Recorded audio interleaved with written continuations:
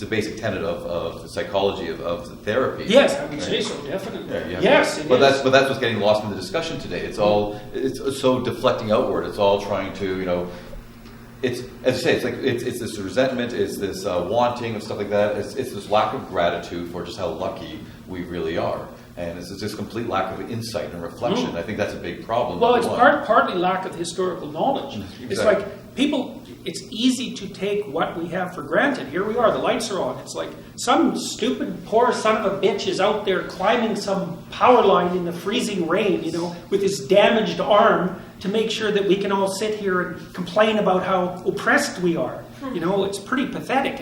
But it's no wonder we take it for granted. That's the funny thing, because your minds are organized so that if something always works, you ignore it. Because, why would you pay attention to it, right? It always works. You don't have to pay attention to it. So as soon as something is predictable, you zero it out. And so then you think, well, of course it's like this. This is just how it is. It's like, no, this is not how it is. It's a bloody miracle that this stuff works ever.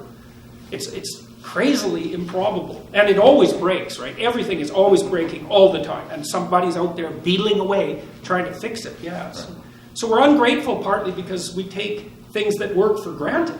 If our systems worked only 99% of the time, our society would probably be better. Because when the lights went off, everyone would go, and the heat, they'd go, oh yeah, you can't see in the dark, and you get cold when there's no furnace. Then it comes back on, you think, oh yes, that's much better. But it always works, so. Okay, that's all right. Great.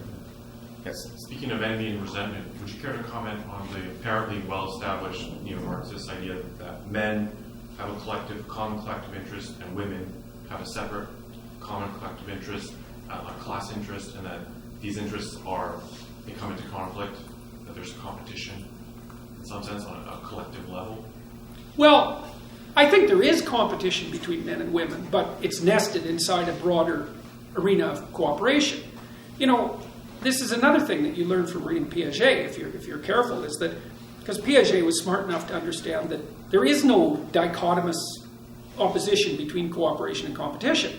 So, one of the sort of tenets of the kind of leftist mumbo-jumbo that I hate is that kids shouldn't play competitive games, right? It should be cooperative games. It's like, okay, let's take that apart. Let's take hockey.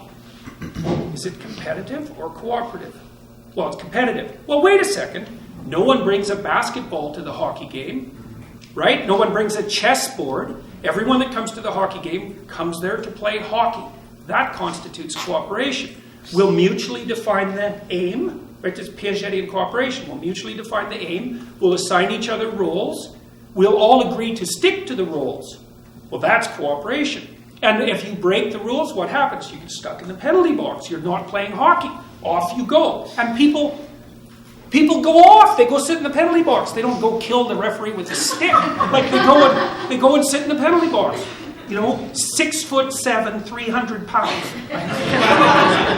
So, okay, and then you think, well, what about within the team? Is that cooperation or competition? Well, each team member is trying to be the best player, but try not passing to your colleagues and see what happens. Even if you're really good, you're just a diva, and no one's going to be happy with you. They'll put horrible things in your beer after the game. So, it's cooperation there as well, and then there's a meta level of cooperation, which is that everybody's trying to improve their skills simultaneously. And so that serves a higher order good. And everyone's trying to learn how to be a good player so that they can play many games. It's like, well, we shouldn't play competitive games. It's like, you must have been educated at OISE.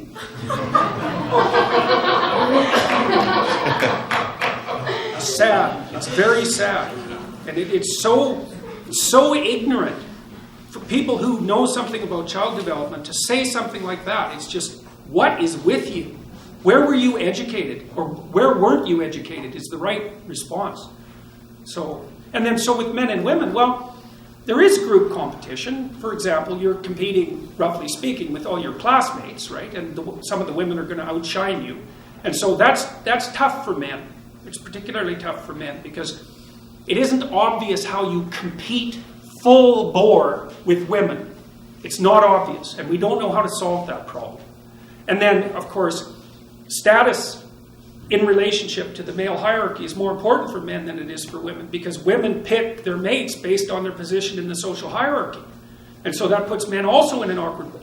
It puts women in an awkward position too. Like a lot of you women, let's say there's a fair number of you here who have an IQ of more than 130, which puts you in like maybe the top, you're 1 in 20, 95th percentile. And then, you've got pretty good career propositions. So like your pool of eligible mates is minuscule. And the data shows that clearly. If I remember correctly, a 15-point increase in IQ for a woman decreases her probability of finding a partner by about 40%.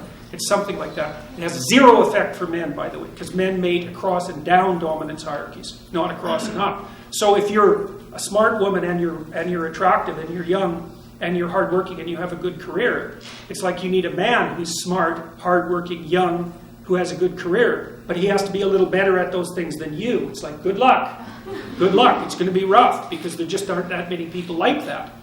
And so there's another problem that faces women too, which is you're not going to be smart, hardworking, with a good career till you're 30. Well, then you have to compete with 25-year-old women. And so that's also an insoluble problem, because the thing about 25-year-old women is they put less stress on men. Why? Because they can have babies for an extra 5 years. So every guy thinks, yeah, I'll have kids sometime.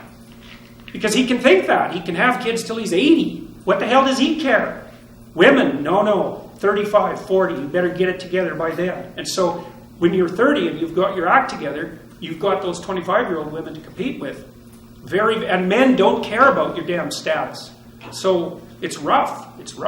So there is lots of competition between men and women, but it's nested inside a much broader domain of cooperation. Marriage is this fundamental solution to that. And I think the evidence for that is also clear. It's like it's better for women, you have a better sex life, you're healthier, your kids are better off, you're not nearly as likely to plummet into a lower socioeconomic category, which almost always happens to women who get divorced. Because it's hard. You got one income, you got kids, good luck. Like, you're poor.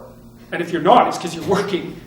So often, the only time you have to have a date is with some psychopathic man who's useless and can bend his schedule around yours. Yeah, well, I've seen plenty of this, man.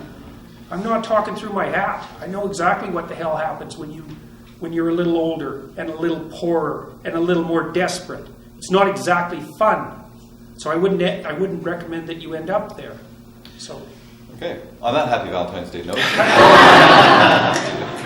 a two-part question. You mentioned you talked earlier about English common law. About 20 years ago, I read an article from a constitutional expert who warned against the negative repercussions that would come from the way we wrote the Charter of Rights and Freedoms, and particularly codifying select victim groups. And that we've turned our back on 800 years of English common law, and effectively stepped away from the rule of law. And the second part that relates to that is there was an excellent question last Saturday from the great-granddaughter of Robert Baldwin, who talked about the lack of stories, which I thought was a really important question. And how those two relate in my mind is my in-laws escaped from a communist country, and I've had dinner time conversations for decades now with my father-in-law, with both of them, about what that looked like and what that felt like, and I think where Baldwin's great-granddaughter's question was important was that we don't have the stories that would inform us, and you touched on that.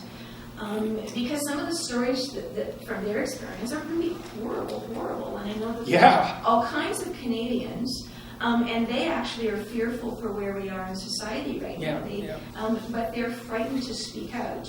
And I think bringing that back around to the Charter of Rights and Freedoms, we've codified preferred victim groups, but we've overlooked then that most trauma and abuse happens within groups, and also going back to Barbara Kay's point earlier, we sort of overlooked that just because someone's in a victim group doesn't mean that they're also not a perpetrator, and that doesn't get a lot of press. So yeah, whenever anyone claims victim status without simultaneously claiming perpetrator status, you should run away from that person. Right. It's like, I'm a saint and everyone's been hurting me. It's not, no, probably not. Sorry.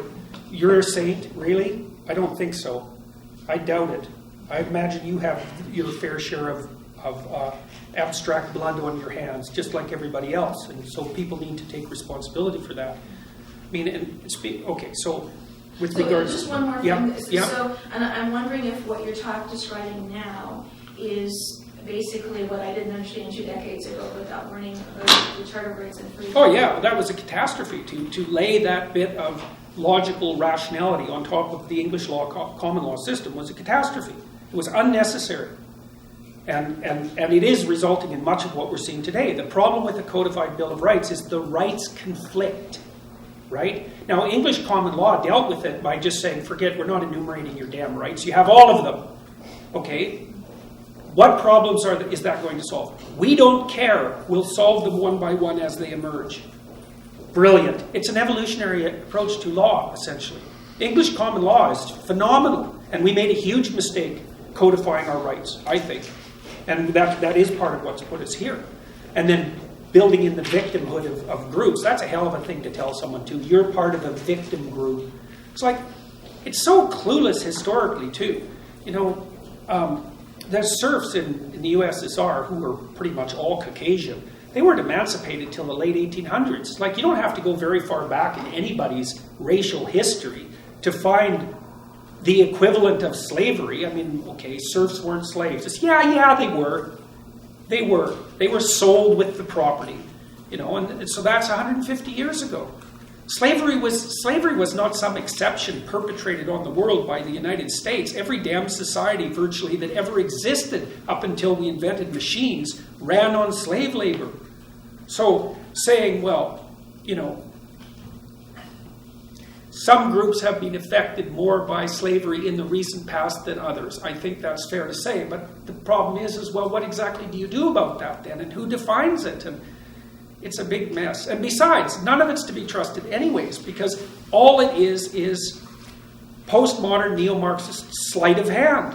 You know, Marxism got demolished in the 70s. Demolished, ruined. It was never to rise again. The postmodernists, sneaky French intellectuals, played a little sleight of hand. Okay, it's not the working class against the wealthy. It's the victims against the oppressors. Great. All we did was move the goalpost slightly. Now we get to play the same game. Yeah, well, it's a lot easier than thinking. So, yeah. And because we've had so many people who escaped communism, why do you That's think what they thought. Well, exactly. So why do you think those stories aren't getting out? Because God, that's a good question. I teach about the Gulag Archipelago in my personality class of all the dopey places to teach it. It's like at the beginning of the class, I say, well, how many of you know that 30 million Soviet citizens were destroyed through internal repression between 1919 and 1959? It's like 4 people put up their hands. I say, well, how do you know? I watched your lectures on YouTube. You know, that's not taught in schools. Why? I know why. It's because the bloody intellectual leftists have never apologized for their complicity in the catastrophes of the 20th century. The Germans apologized. Sorry about the Nazis. Well, the left-wing intellectuals, they say, oh, well, that wasn't real Marxism. It's like, oh, okay. How many corpses have to pile up around you before you're willing to question your beloved ideological presuppositions and face your resentment and your narcissism and your desire for destruction? You don't like people anyways. The planet has too many of them. So like a nice war might clear that up well. Then all the plants can grow again. You know, the Club of Rome, when they talked about the population explosion that was going to wipe out the planet by the year 2000, they said outright that human beings were a cancer on the planet. Lots of people think that. It's like, oh boy, let's put the atom bomb phone in your hands. Human beings are a cancer on the planet. What a hell of a thing to say. You can say that to a 4-year-old? I saw a bloody professor at Queen's University tell a whole room full of 18-year-olds that if they had an ethical fiber in their body, they wouldn't have any kids, or they'd only have one, because all they're doing is going out there and raping the planet. It's like, What the hell? I don't understand that. It's like human beings are hard on the planet, but it's pretty damn hard on us in return. It's like we're just sort of trying not to die too miserably. And we make a bit of a mess while doing it. It's like, yeah, Christ, we've only known for 50 years that we were disrupting the oceans. How fast do you think we can learn? 100 years ago, Thomas Huxley, who was a great biologist, said the oceans are so plentiful that there's not a chance we could ever put a dent in them. So that was only 100 years ago. 50 years ago, we thought, oh man, there's more of us and we're better at this than we thought. It's like, okay, how fast do you expect people to learn? 1 generation, 1 year? We're trying to do our best. Most people are trying to do their best. And some people are trying to do their worst, but most people are trying to do their best. And so we should have a little compassion, a little sympathy for human beings instead of considering ourselves like raping, patriarchal, oppressive destroyers of the world. Jesus. You don't like that label? God, it's so cruel. It's so mean. There's no sympathy there. It's like most of the people I know are struggling hard to get by. And usually, the other thing about people that's so interesting, and you really learn this if you're a clinical psychologist, is that every single one of you in this room has at least one serious problem that you're laboring under. It's like, and that's why the whole handicap thing is a big problem as well. It's like, okay, you're not mentally ill this moment, but you will be. You'll be depressed or anxious, or you'll hit some trauma in your life that'll take you out. And even if you happen to be in the small minority of people who are physically healthy their whole life and emotionally healthy, you're going to have a family member, a child, a parent with Alzheimer's, a child who's got some illness. You're going to be carrying some vicious burden for most of your life. And most of the time, you're going to stumble off to work anyhow and do your damn job and contribute to society. It's like, I can't even believe that our system works, because you just have to talk to someone for 5 minutes and they tell you, well, here's the 3 horrible things that happened to me in the last year. And they're horrible things. Their mother died of some degenerative neurological disease. Those are particularly entertaining. And their father was alcoholic and used to beat them up. And their sister's schizophrenic. And it's like, ugh. But away they go and do their minor heroism for the day. And the lights stay on. It's like, human beings, we're admirable creatures, despite the fact that we're, finite and useless and vicious and all of those things. So, okay, David? If I'm head of HR of a large corporation, I'll have a senior manager of diversity and inclusion reporting to me. Now, I can't eliminate the position because that would be pure suicide. So what should I tell them to do? Well, you should pay very careful attention to their definitions of diversity. And then you have to pay careful attention to the criteria by which you choose people. That's an extraordinarily difficult question because it's a personnel selection decision. But one of the things I would say is, well, if you're looking for managers and administrators, screen them for conscientiousness. You get about a 0.25, 0.3 correlation. You think, well, that's nothing. That's wrong. It switches your probability of hiring an above-average employee from 50-50 to 67.5, 32.5. If it's a 0.30, 65-35 if it's a 0.30 correlation. And because there's massive variability in the productivity of individuals, tilting your selection up to that degree will have massive economic payoffs. I've done the calculations. They're crazy, and there's no bias in a conscientiousness test. Yeah, so that's opposed to saying that a bias-free test for hiring, so the diversity person would be responsible for that. What happens when the board says, so what do you mean for women? When the court says it?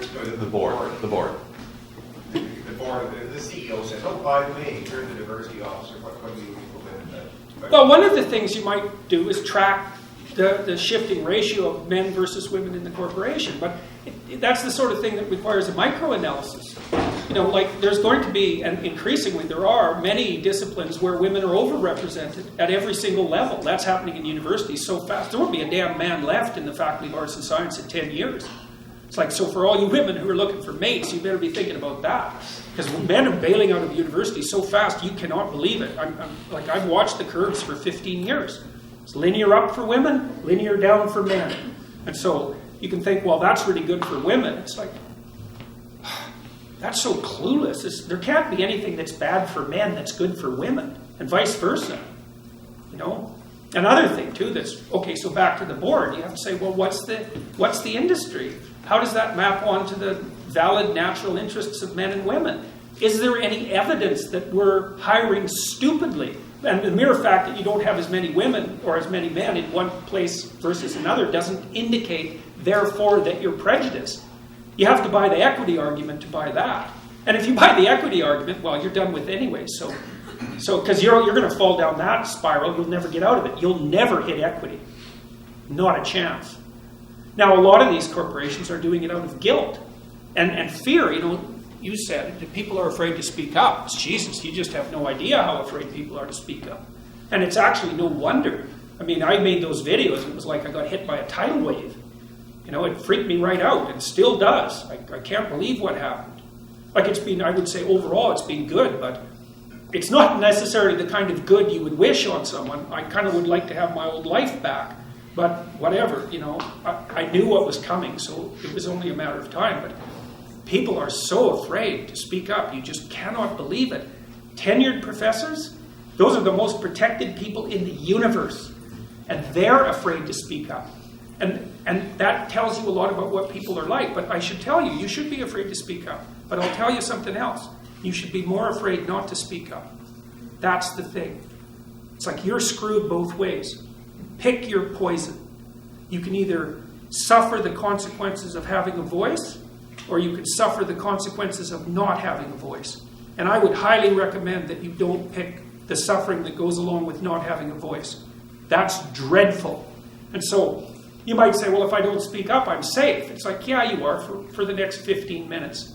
But you've sacrificed a bit of your soul. You might need that thing to get through life without getting all bitter and twisted and resentful.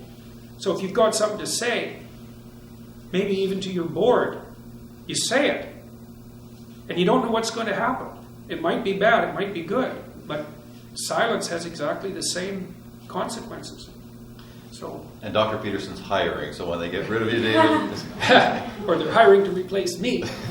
They're not, by the way. The university has backed off completely. And I'm sure that was a big part of, because of all the public support. Right. Not that, I'm not trying to paint them as evil villains, because they're not. But also the students were very welcoming to me when I came back to class, which was a big deal, because I was very nervous when I came back to class, like very nervous. I didn't know what the hell was going to happen, or even if I was going to come back. Okay, there's at least one more question, or two questions, and then we're going to probably wrap up. Okay. I listened to you on the Joe Rogan podcast, which was one of my favorite episodes, but you mentioned that despite it being difficult for you to say, you would not recommend that today's youth attend university in the traditional sense. So I wanted to know what advice you would have for people who are aspiring to be clinical psychologists or who want to pursue any form of further education.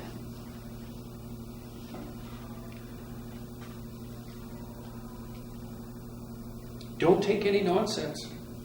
Read the damn classics. Now in clinical psychology programs, they're reading that bloody Wing Daryl Sue, or whatever his name is, the microaggression guy. It's like, here's how you do cross-cultural counseling. It's like, no, that's a bunch of things you don't do. That's what the books are. Here's things that you shouldn't do if you're doing cross-cultural counseling. That's helpful, but what are you going to do? Read Freud, read Jung, read Adler, read Rogers, read Maslow. These people knew what the hell they were talking about. Read the behaviorists. Get yourself educated with regards to neuroscience. There's lots of great things out there to read, and if your professors are too stupid to teach you what they should teach you, then you've got to educate yourself in university anyways. And so that's what I would recommend. And any institution is corrupt always, and so you're lucky. You're lucky if you're in graduate school if 1 in 5 classes is really worth taking. But you can't get too cynical about that. Things don't necessarily work all that well, but there are great things to read. Read Jung, that'll turn you inside out. Read Nietzsche. There's lots of great thinkers there, and you have to read them intelligently. People squawk about Nietzsche because he was slightly misogynistic, but God, he was sick. He could hardly even see. He could only write like one sentence at a time. He lived alone. he didn't get along with women. They were always rejecting him. Not that that has anything to do with the women, and he didn't know if anyone was ever going to read what he wrote. He sold like 500 copies of Beyond Good and Evil. It's like, so now and then he got annoyed and wrote something snippy. It's like, Jesus, give the guy a break, And so when you read Freud as well, the stuff's dated, and so you have to adjust your reading for the context. But when someone comes across a misogynistic statement and says, oh, well, I'm not reading this person, all they're saying is they're too stupid to separate the wheat from the chaff, or too lazy. It's like, oh, I don't have to read Nietzsche. Well, that's a relief. That's for sure. That's a relief, man. So I was thinking more about parents who are trying to make a decision to send their kids to university. It's like, so much of it is corrupt. Social work, anthropology, social psychology, education, like English literature, a huge chunk of the humanities, which is an absolute catastrophe. The humanities go, the universities are done, because they're the soul of the universities. You can get technical training.